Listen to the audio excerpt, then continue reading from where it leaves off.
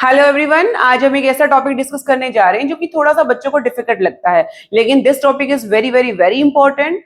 चाहे वो आपका नीट का एग्जाम हो, चाहे वो आपके स्कूल के एग्जाम्स हो। C4 साइकिल C4 प्लांट्स के अंदर होगी, और C4 प्लांट्स वो प्लांट्स है जो कि एरिड रीजन्स के अंदर पाए जाते हैं। जैसे कि हम बात करें शुगर केन की, सोरगम की या मेज प्लांट की। C4 साइकिल C2 साइकिल को अफोर्ड नहीं कर सकते, इसीलिए C3 साइकिल होने देने के लिए उन्होंने थोड़ा सा रास्ता जो है अपना बदल लिया है, पैटर्न जो है वो बदल लिया है, एनाटॉमी जो है वो बदल ली है। और इस तरह की एनाटॉमी को आप बोलते हो क्रेन्स एनाटॉमी। यहाँ पर क्लोरोप्लास्ट आपको दो तरह के दिखाई देंगे, and that is known as dimorphic chloroplast, जिसको हम किसी और वीडियो में डिस्कस करेंगे। Let us first discuss with the C4 cycle. C4 cycle proceed करने के लिए यहां पर हमें दो सेल्स की जरूरत है।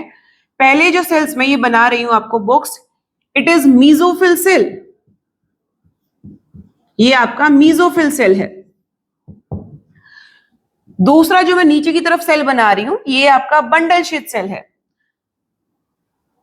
C4 प्लांट्स ने अपने सेल्स को कुछ इस तरह से चेंज किया कि वो C2 साइकिल को होने ही ना दे, ताकि वेस्टेज ऑफ एनर्जी ना हो। जैसे कि आपको पता है कि फोटो रेस्पिरेशन यानी कि C2 साइकिल की मैं बात करूं, वहां पे सारा वेस्टेज होना है। अब क्या किया इन प्लांट्स ने अपने अंदर ऐसा चेंज, ये है मेसोफिल सेल, ये है आपके bundle sheath cell.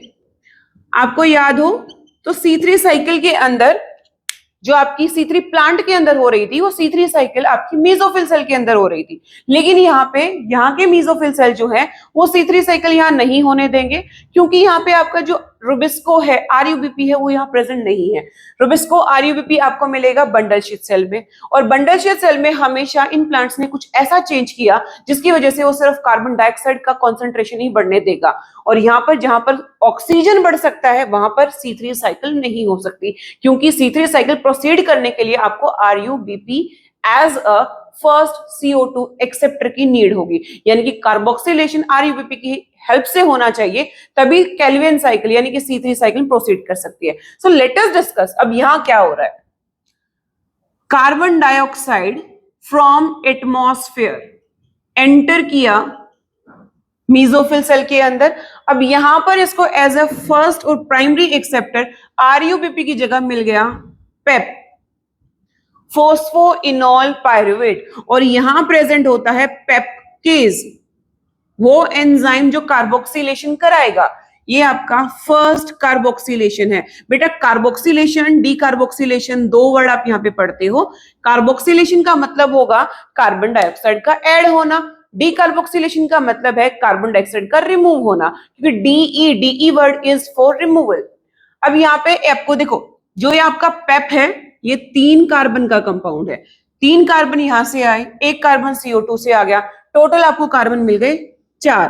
4 carbon compound यहां पे बना, that is oxalo acetic acid. ये C4 बना, यानी कि 4 कार्बन का कंपाउंड बना, इसीलिए मैंने इस साइकिल को बोल दिया C4 साइकिल।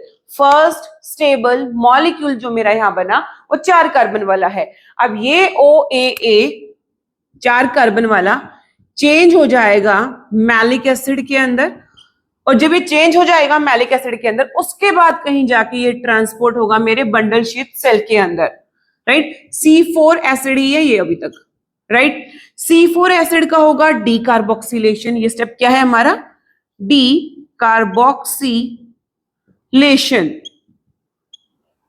क्योंकि यहां से रिमूव हुआ है आपका एक कार्बन डाइऑक्साइड।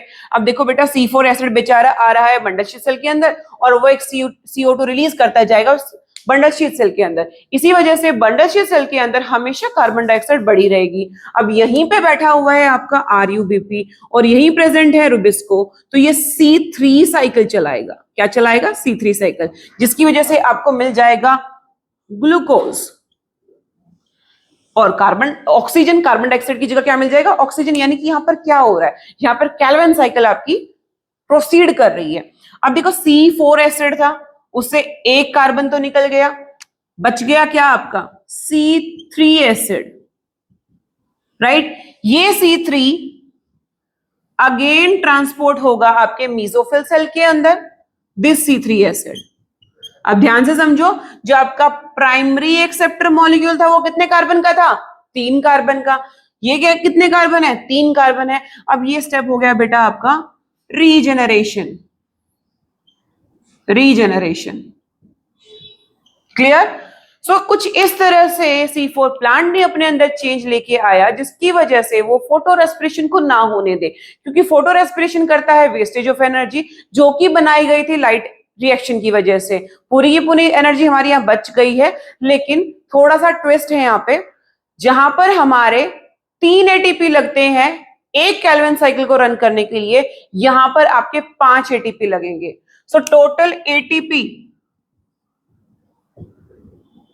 यहां जो खर्च होने वाले हैं दैट विल बी 5 एटीपी, क्योंकि आपको पता है एक केल्विन साइकिल से तो आपका ग्लूकोज बनेगा नहीं, 6 केल्विन साइकिल होनी चाहिए। तो एक ग्लूकोज बनाने के लिए कितने एटीपी हो जाएंगे, 5 × 6 दैट इज 30 एटीपी। ये क्वेश्चन नीट में अक्सर पूछा जाता है, इवन आपके स्कूल एग्जाम में भी आ सकता है, कई बार डिफरेंस पूछ लेते हैं। ध्यान से समझो, C3 प्लांट के अंदर एक केल्विन साइकिल चल रही थी तो 3 एटीपी यूज हुए। एक ग्लूकोज बनाने के लिए 6 3 18 हो गए, यहां पे कितने खर्च हुए, 30। तो डिफरेंस कितना रहा, डिफरेंस रहा आपका 12 एटीपी का। तो C4 प्लांट एक ग्लूकोज बनाने के लिए 12 ज्यादा एटीपी यूज करता है। मोर एटीपी कितने हो गए हमें, 12 एटीपी ज्यादा खर्च करेगा as compare to C3 plant. लेकिन उसी के कंपैरिजन में C4 प्लांट ज्यादा फूड स्टोर कर सकता है as compare to C3 plant. So ये कुछ डिफरेंसेस हैं। साइकिल बहुत इंपॉर्टेंट है, होप सो आपको बहुत अच्छे से समझ आई होगी। नेक्स्ट वीडियो में हम कुछ और पार्ट इसी चैप्टर के डिस्कस करेंगे।